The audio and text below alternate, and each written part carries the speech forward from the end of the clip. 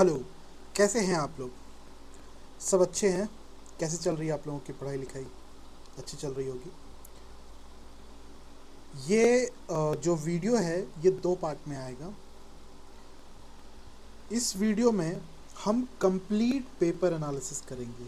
जो हमारा PYQ का क्वेश्चन पेपर है उसका हम जो 2017 वाला एग्ज़ाम, 18 वाला एग्ज़ाम, 19 वाला एग्ज़ाम और 24 वाला CG सेट इकोनॉमिक्स का पेपर है उसका कंप्लीट एनालिसिस करेंगे। और सारा एनालिसिस ऑफिशियल आंसर की पे बेस्ड होगा।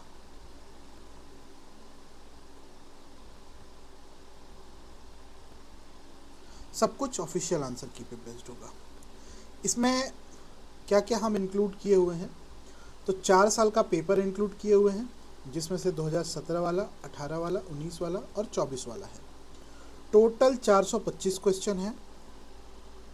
पेपर 2 और पेपर 3 वाला पैटर्न जो है वो आपको पुराने पैटर्न जो हमारा होता था 75 क्वेश्चन वाला और 50 क्वेश्चन वाला, टोटल 125 क्वेश्चन वाला, ये आपको सिर्फ 2017 वाले क्वेश्चन पेपर में दिखेगा।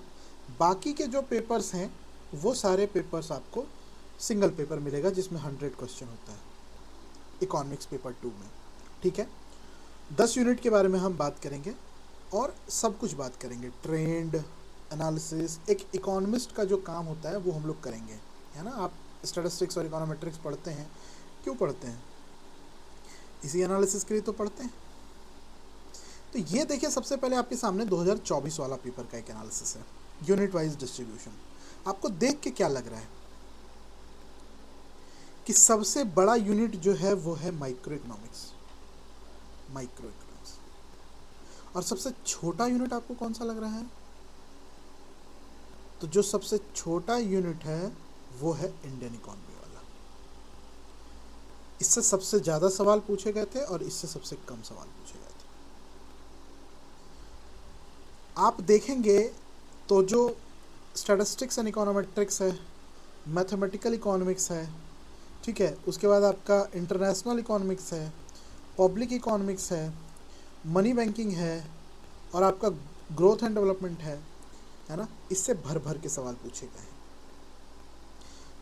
अगर आप यही एनालिसिस अगर सारे सब टॉपिक वाइज अगर आप पूरे सारे पेपर का करना चाहें कि कौन से साल में कितना परसेंटेज रहा है, तो इसमें से जो ब्लू वाला है वो देख लीजिए यहाँ पे।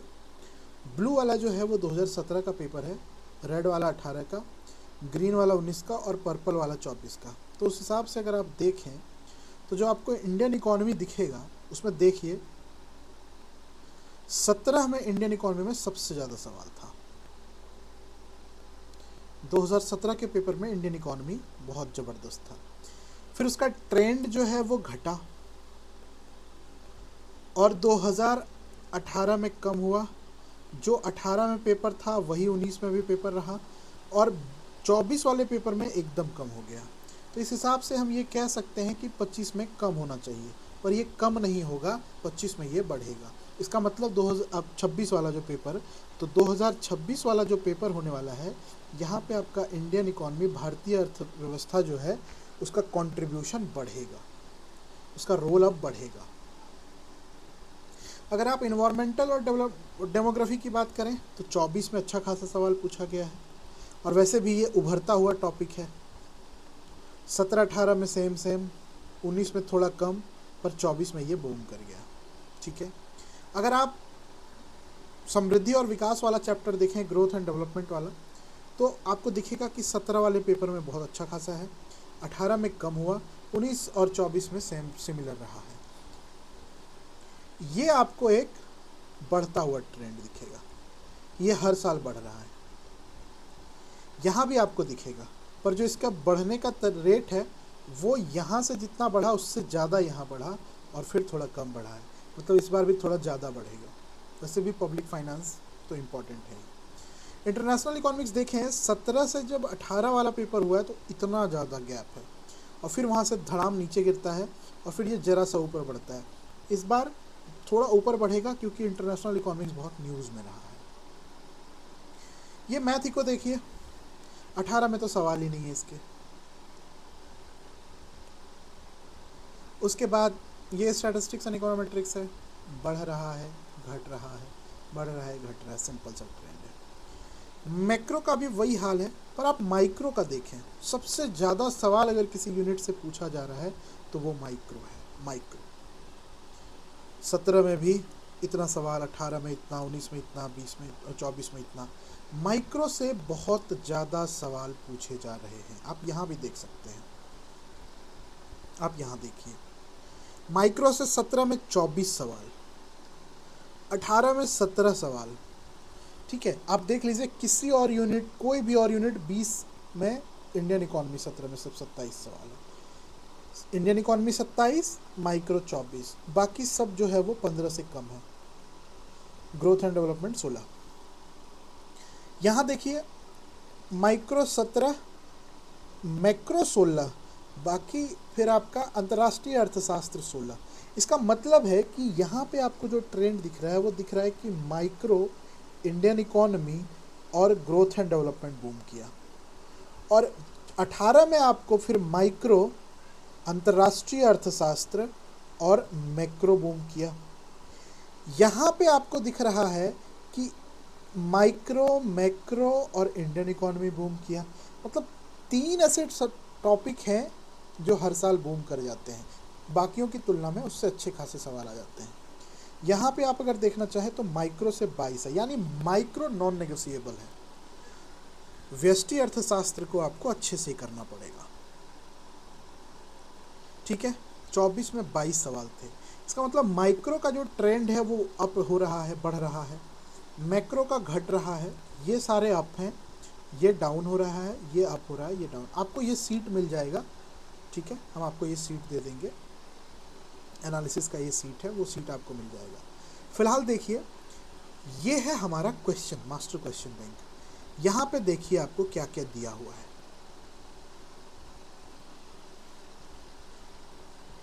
हम लोग ईयर की बात कर रहे हैं, कौन कौन सा ईयर, तो 17 से शुरू हो रहा है। कौन सा पेपर, क्वेश्चन नंबर, किस यूनिट से, सिलेबस के किस यूनिट से सवाल है, इंग्लिश में अलग है, हिंदी में अलग है। अब उस यूनिट के किस टॉपिक, सब टॉपिक से सवाल है, वो भी हिंदी में है। क्वेश्चन क्या है, इंग्लिश में है, हिंदी में है। उसके अलावा करेक्ट ऑप्शन क्या है, आंसर की से, और ऑप्शन, करेक्ट ऑप्शन का टेक्स्ट क्या है, उस जो भी ऑप्शन सी है तो सी में क्या लिखा हुआ है। इसके अलावा कुछ रिमार्क है जो हम लोग जब एनालिसिस करेंगे तो हम लिखते जाएंगे, और जो कहीं कोई प्रश्न डिलीट वगैरह हुआ है तो वो इसमें है। ठीक है, तो इसीलिए आप उसके लिए निश्चिंत रहिए। जो भी पेपर है, 425 सवाल हैं। ये 425 सवाल को हम लोग बहुत डिटेल में एनालिसिस करेंगे। ठीक है, बहुत डिटेल में एनालिसिस करेंगे। ये बहुत ग्रेट डिटेल में है बिल्कुल, कि देखिए जैसे मान लीजिए 17 का क्वेश्चन नंबर 6 है, माइक्रो इकोनॉमिक्स से ये सवाल है, व्यष्टि अर्थशास्त्र से, कौन से टॉपिक से, तो थ्योरी ऑफ कंज्यूमर डिमांड, उपभोक्ता व्यवहार मांग सिद्धांत से क्या सवाल है, उसका क्या उत्तर है, और क्या हम लोग यहाँ से टॉपिक एक्सट्रैक्ट करेंगे कि ये पढ़ना है। और सिर्फ इतना ही नहीं, ये 450 क्वेश्चन के बाद आपको दिखेगा कि कौन से ऐसे टॉपिक हैं जो बहुत ज़्यादा रिपीट हुए हैं। ठीक है, कौन सा टॉपिक है जो बहुत ज़्यादा रिपीट हुआ है, तो उसमें देखेंगे कि आपका जो ग्रोथ एंड डेवलपमेंट के क्वेश्चंस हैं वो रिपीट हुआ है सबसे ज़्यादा, मैक्रो के क्वेश्चन बहुत ज़्यादा रिपीट हुए हैं। तो ये रिपीट वाला मतलब सीट है कि कौन सा टॉपिक कहाँ कितना ज़्यादा रिपीट हुआ है। ठीक है, उसके बाद ये सब जब हम लोग कर लेंगे तो हमारा काम है कि हमारे लिए वो कौन से टॉपिक हैं जो हाईएस्ट प्रायोरिटी के हैं, जिन्हें हमें रेडी करके जाना है। तो वो ये रहा, सबसे ज़्यादा हाईएस्ट प्रायोरिटी का टॉपिक है वो है इन्फ्लेशन और फिलिप्स कर्व। उसके बाद आपको मल्टीप्लायर और एक्सेलेरेटर पढ़ना है। ठीक है, फिर components of money supply, theory of consumer behaviour, जिसमें इलास्टिसिटी ऑफ डिमांड, उस हिसाब से टोटल आपका जा कर के हर साल 362 ऐसे टॉपिक हैं जो हाईएस्ट प्रायोरिटी में हैं। तो आप अगर 2 महीना में सिर्फ थोड़ा थोड़ा, आधा पेज का नोट्स अगर इन टॉपिक्स के बना लेते हैं, मतलब ऐसा नहीं है कि वो एक टॉपिक है। जैसे देखिए यहाँ पे लीनियर प्रोग्रामिंग यहाँ पे है, लीनियर प्रोग्रामिंग का एक सब टॉपिक यहाँ पे है। मार्केट स्ट्रक्चर, तो मोनोपोली मोनोपोली मोनोपोली, हम वो सब टॉपिक्स की भी बात किए हुए हैं जो इम्पॉर्टेंट है। तो इसका मतलब ये 300 नहीं, ये तकरीबन 200 टॉपिक होंगे टोटल, टोटल 200 टॉपिक्स है जो आपको कर लेना चाहिए। तो 200 सवाल में हम लोग पूरा सीजी सेट को ख़त्म करेंगे और जो भी क्वेश्चन आएगा उसको ईजी तरीके से करेंगे। सबसे रिपीटेड अगर आप देखने चाहें चारों पेपर में तो आपको जो दिखेगा वो ये दिखेगा कि इन्फ्लेशन एंड फिलिप्स कर्व सबसे ज़्यादा रिपीटेड है, और जो गुणक वाला पार्ट है मल्टीप्लायर एक्सलेटर वो भी सबसे ज़्यादा रिपीटेड है। Components of money supply elasticity of demand है, फिर फॉरेन एक्सचेंज रेट और आर्बिट्रेज वाला पार्ट, फिर टैरिफ नॉन टैरिफ बैरियर, फिर वेलफेयर इकोनॉमिक्स, फिर थ्योरी ऑफ इंटरनेशनल ट्रेड, फिर Keynesian approach, factor pricing, input output model, market structure, Adam Smith का public revenue वाला कैनन ऑफ टैक्सेशन वाला topic, law of demand. तो इस हिसाब से अगर आप प्रिपेयर करते हैं तो बहुत अच्छे तरीके से हो जाएगा। आज के इस वीडियो में हम लोग ये क्वेश्चन डिस्कस नहीं करेंगे, ये इसके लिए एक सेपरेट वीडियो होगा, ठीक है, जहाँ पे हम लोग डिस्कस करेंगे एक एक चीज़ किस टॉपिक से है। आप कॉपी पेन लेके बैठिएगा इसके लिए, किस सब टॉपिक से है। तो जो 17 का जो पहला सवाल था वो कंज्यूमर बिहेवियर में सब्सटीट्यूशन और इनकम इफेक्ट का था, मतलब प्रतिस्थापन और आय प्रभाव का था। सवाल क्या था? तो सवाल ये था कि कीमत प्रभाव में प्रतिस्थापन प्रभाव एवं आय प्रभाव को अलग अलग दिखाने में हिक्स की तुलना में स्लट्सकी विधि को श्रेष्ठ है, उसके कारण बताइए। कि जो हम लोग डिकम्पोजिशन मेथड यूज़ करते हैं सब्सटीट्यूशन इफेक्ट और क्या बोलते हैं प्राइस इफेक्ट का, स्लट्सकी का और हिक्स का दोनों का, तो उसमें से हिक्स की तुलना में स्लट्सकी का जो विधि है वो ज़्यादा श्रेष्ठ है, क्योंकि दोनों काम सेम करते हैं, बस दोनों का अप्रोच अलग होता है सेट करने का, है ना, वो अलग करने का। तो उसमें से स्लट्सकी की विधि क्यों श्रेष्ठ है उसके कारण बताइए। तो उसके ऑप्शंस जो हैं वो सी ऑप्शन सही है, ठीक है। तो ये बात है, ऐसे करके क्वेश्चन का एनालिसिस हम लोग करेंगे। टॉपिक हम आपके लिए लिस्ट कर दिए हैं कि कौन कौन सा टॉपिक करना है आपको। अब ये लिस्ट आपको पूरा नहीं करना है, इस लिस्ट को भी हम शॉर्ट फॉर्म में कर देंगे। जैसे देखिए यहाँ पे ये आईएसएलएम के तीनों अप्रोच हैं, ठीक है, कि आपका जा करके आईएसएलएम क्लासिकल केंसियन अप्रोच क्या है, आईएसएलएम मॉडल में मनी सप्लाई का कंसेप्ट क्या है, आईएसएलएम में ओपन इकोनॉमी का मंडल फ्लेमिंग क्या है। तो ये एक्चुअली में एक टॉपिक है आईएसएलएम, तो वो कर लेना है आपको। तो इस हिसाब से अगर आप करते हैं तो कम समय में आप बेहतर रिजल्ट प्राप्त कर सकते हैं। यहाँ पे इस वीडियो में हम इस क्वेश्चन को इसलिए डिटेल डिस्कस नहीं कर रहे क्योंकि इसके लिए हमें अलग से 2-3 घंटे का समय चाहिए, जो हम आपको नेक्स्ट वीडियो में ही दे पाएंगे। यहाँ पे हम लोग ये यूनिट वाइज डिस्कशन कर लिए कि कौन सा यूनिट इंपॉर्टेंट है, हम लोग सब्जेक्ट वाइज फ्रीक्वेंसी देख लिए कि कौन सा बार बार रिपीट हो रहा है, ठीक है। सबसे कम रिपीटेशन अगर आप देखने जाएंगे तो